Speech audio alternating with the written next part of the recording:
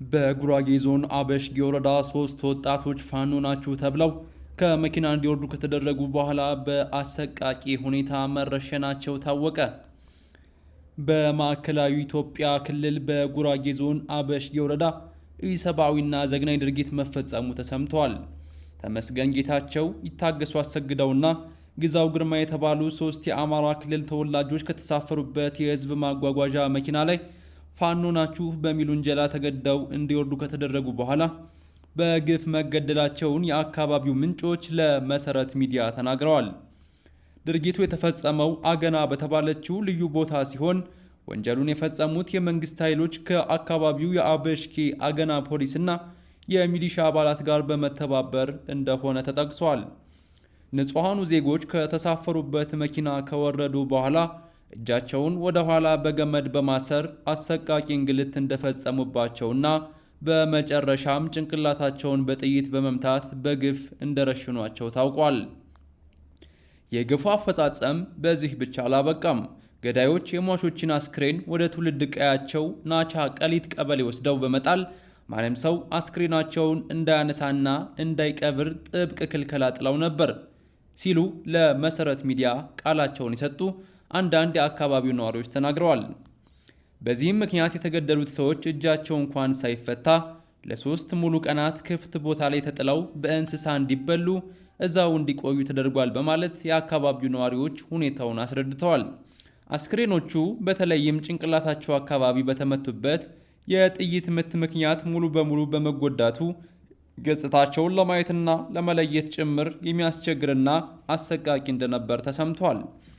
በአሁኑ ወቅት በተለያዩ የመድረክ ውይይቶችና የምክክር ሂደቶች ስለ ሰላም ቢወራም ከጀርባ ግን የዜጎች ሕይወት በዚህ መልኩ በስውር ማለቁና ኢሰብአዊ ጥቃት መፈጸሙ ማህበረሰቡን ለከፍተኛ ሐዘንና ስጋት ዳርጎታል።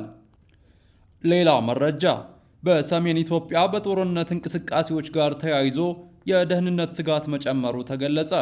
በሰሜን ኢትዮጵያ ከተለያዩ ታጣቂ ቡድኖች እንቅስቃሴ ጋር ተያይዞ የደህንነት ሁኔታው የተወሳሰበ መሆኑን የሚጠቁሙ መረጃዎች መኖራቸው ነው የተነገረው። ሆኖም በማህበራዊ ሚዲያ የተሰራጩት የተለያዩ የጦርነት መረጃዎች በተናጥል የተረጋገጡ አይደለም። ከመረጃው አቅራቢዎች እንደተገለጸው 43ኛ ተብሎ የተጠራው ታጣቂ ክፍል በአካባቢው ካለው የጸጥታ ጫና የተነሳ ወደ ተራራማ አካባቢዎች መሸሸጉ ይነገራል።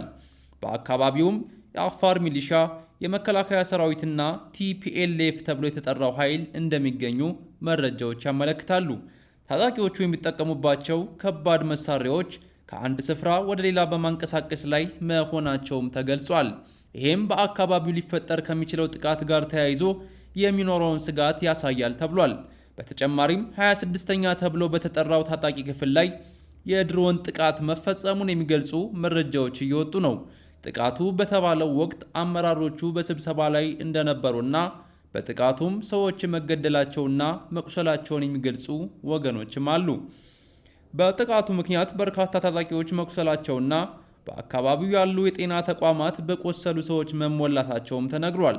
ከዚህ በላይ በዋሻዎች ውስጥ ሕክምና እየተሰጠ ነው የሚለውም አንዱ የመረጃው ክፍል ነው። እነዚህ ዝርዝሮች ግን በተናጠል በነፃ ምንጮች እስካሁን አልተረጋገጡም። በሌላ በኩል በራያና አላማጣ አካባቢ የአካባቢ አመራሮች ከታጣቂው ቡድን ጋር ያላቸውን ትስስር በማቋረጥ ቲፒኤፍ ተብሎ የተጠራው የሰላም ኃይል መቀላቀላቸውን የሚገልጹ መረጃዎችም እየወጡ ነው። ይሁንና ይህ ክስ ምን ያህል ሰዎችን እንደሚያመለክት ወይም የተጠቀሱት ሰዎች ማንነት እስካሁን በይፋ አልተረጋገጠም። ከዚህ ጋር ተያይዞ በታጣቂው ቡድን የውስጥ መረጃ መፍሰስ ስጋት መጨመሩና ከፍተኛ አመራሮች ከሚጠቀሙት ስልክ በስተቀር ሌሎች ታጣቂዎች ስልክ እንዳይጠቀሙ ትዕዛዝ መተላለፉን የሚገልጽ መረጃም ተሰራጭቷል። የስልክ እገዳው ትዕዛዝ በይፋ መውጣቱ ግን እስካሁን የተረጋገጠ መረጃ የለም። በአካባቢው ሊኖር የሚችለው የጦርነት እንቅስቃሴ ከተለያዩ ወገኖች የሚሰጡ ተቃራኒ መረጃዎችና ክሶችን አስከትሏል። በተለይ የድሮን ጥቃት፣ የሰው ኃይል ኪሳራ፣ የአመራሮች ኩብለላና የታጣቂዎች የአሁን አቋም የሚመለከቱ መረጃዎች በተናጥል ማረጋገጫ የሚፈልጉ ናቸው።